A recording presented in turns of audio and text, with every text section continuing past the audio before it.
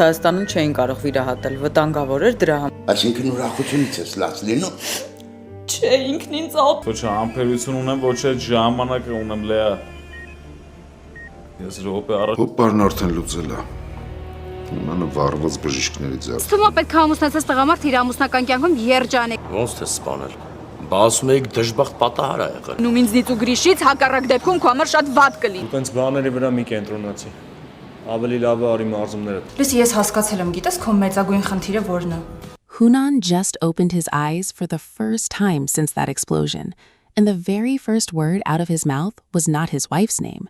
It was not his son's name either.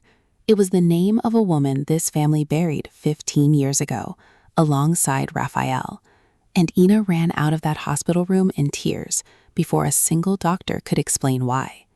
Before we go further, tell me where you're watching from tonight. Drop your city in the comments. I read every single one myself, and I genuinely want to know how far this story is traveling, so let's see it tonight. Let's rebuild exactly where this family stands right now, because everything happening in this episode has been building since the moment that car exploded outside the hospital. Hunan survived an assassination attempt that left him in a coma.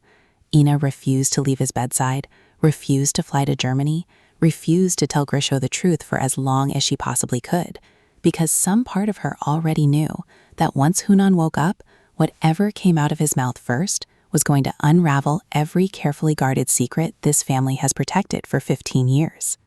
And she was right. That single word, spoken by a barely conscious man, just confirms something Ina has clearly known and hidden the entire time this story has been unfolding. Meanwhile, thousands of miles away, Gisho finally forced the truth out of Leah after catching the translator slip and use his mother's name by mistake. After noticing every single deflection, every dodge, every half answer this family fed him about his father's condition. Now that he knows, now that the lie has collapsed completely, expect Gisho to do exactly what he warned everyone he would do. Discharge himself against every medical warder, board a flight home with legs that barely function, and drag Manon along with him whether she wants to go or not. And she will go, not because she's forgiven him for accusing her of deliberately losing their child, but because whatever cruelty exists between them right now, she is not the kind of woman who lets a man fly home broken and alone. This is where the story turns genuinely dangerous, because a man who cannot process helplessness quietly does not become calmer under pressure. He becomes reckless. Watch Gisho in the coming episode ignore every warning about his spine, every risk his doctors outline, because the moment he steps off that plane in Armenia, he is walking straight into a family collapsing on every single front at once. His father comatose, his mother missing, and a secret about to surface that none of them are prepared to face. Now let's talk about Erna, because her promise standing in front of Ina was never comfort. It was a threat dressed as grief. She swore that everyone connected to Hunan would answer for what happened to her father, denied any role in the assassination attempt, and then let slip, almost carelessly, that her uncle is somehow tied to Hunan's current condition. In the coming episode, expect that threat to tighten fast. And here's the twist worth sitting with. Given how deeply this story has already proven that the people closest to this family are capable of burying devastating secrets for years, don't be shocked if that uncle turns out to be someone who has already appeared in earlier scenes, someone whose loyalty to Hunan has always felt just slightly too convenient to be real. Dawo is not letting go of what he started with Aram either. That conversation where he coldly asked Aram how much it would cost to make Makun's disappear was not simple provocation. It was Dawo testing a theory, and Aram's tense, deflecting, half-threatening response told him everything he needed to know.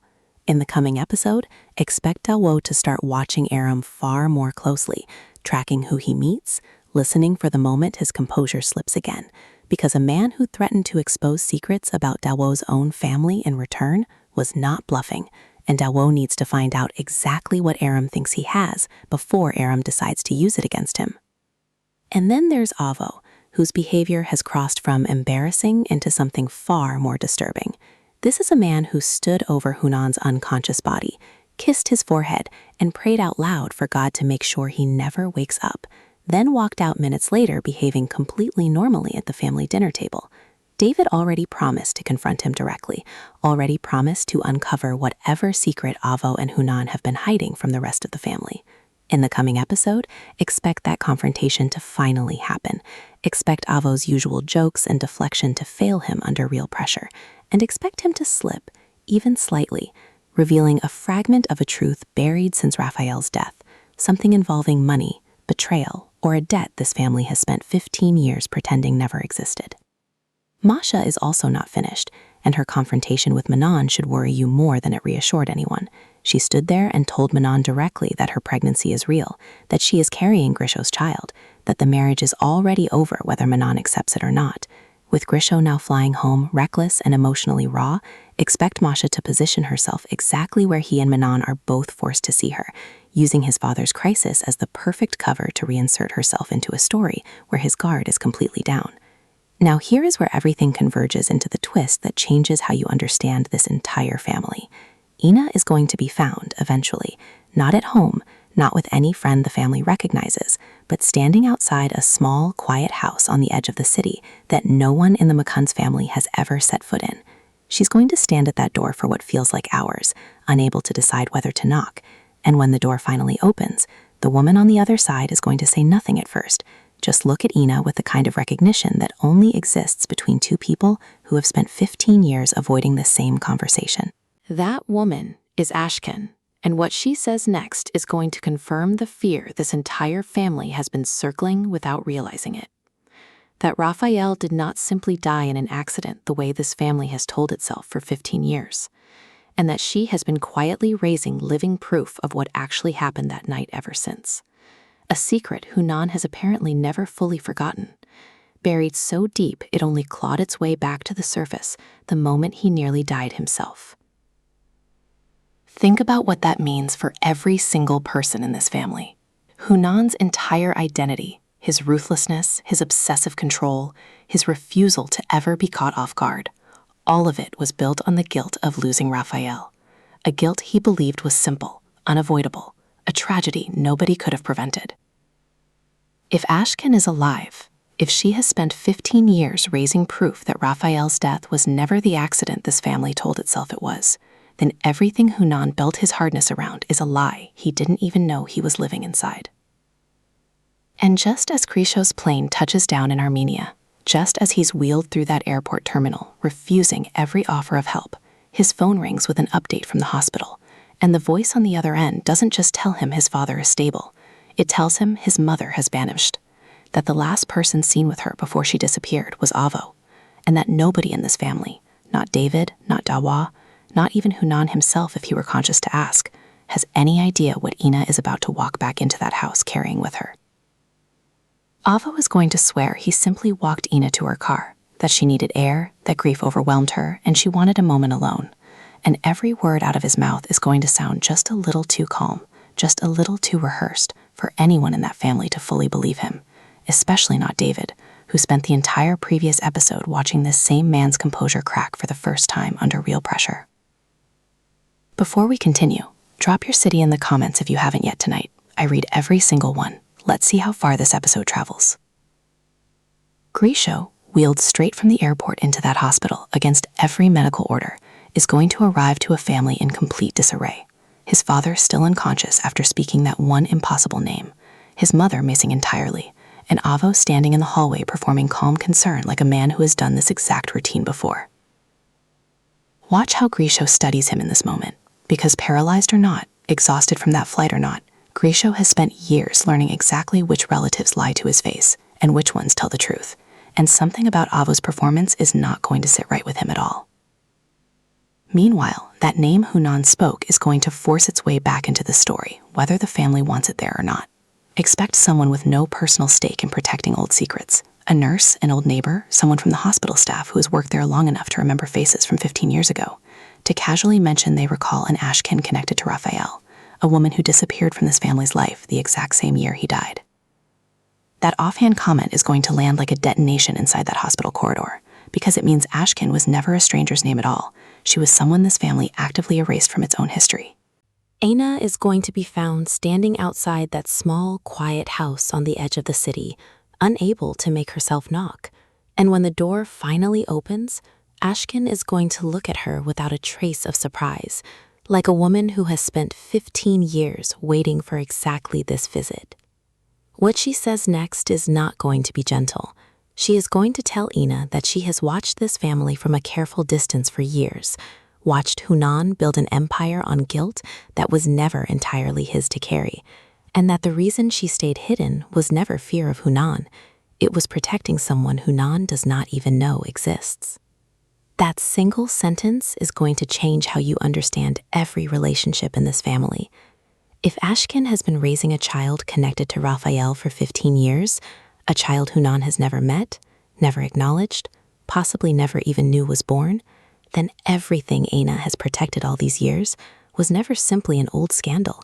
It was a living person, growing up somewhere outside this family's reach, carrying blood that ties directly back to the son Hunan has spent a decade and a half mourning.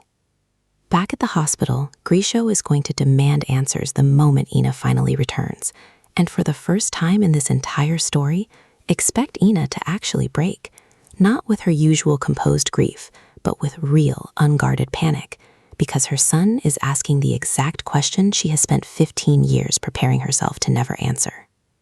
Watch how David responds in this scene too, because he already promised to uncover whatever Avo and Hunan have been hiding, and if this secret connects directly to Ashken and to a child none of them have ever met, David is standing closer to that truth than anyone in this family realizes.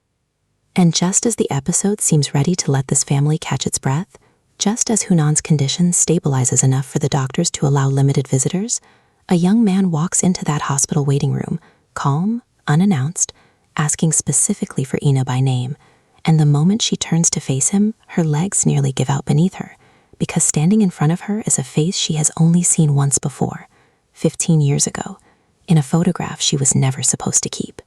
The young man introduces himself simply, no hesitation, no nervousness, the calm of someone who has rehearsed this moment his entire life, and the name he gives is Raphael. Before we keep going, drop your city in the comments if you haven't yet. I read every single one. Let's see how far tonight's episode reaches.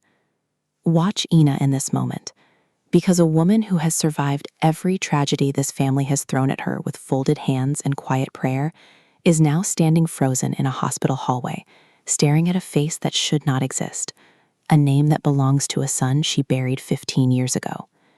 He explains, without a trace of cruelty, almost gently, that Ashken raised him under a different name for his own safety, that she only recently told him the truth about who his father really was, and that he came here today, not for revenge, not for money, but simply because he wanted to see, just once, the family that never knew he existed.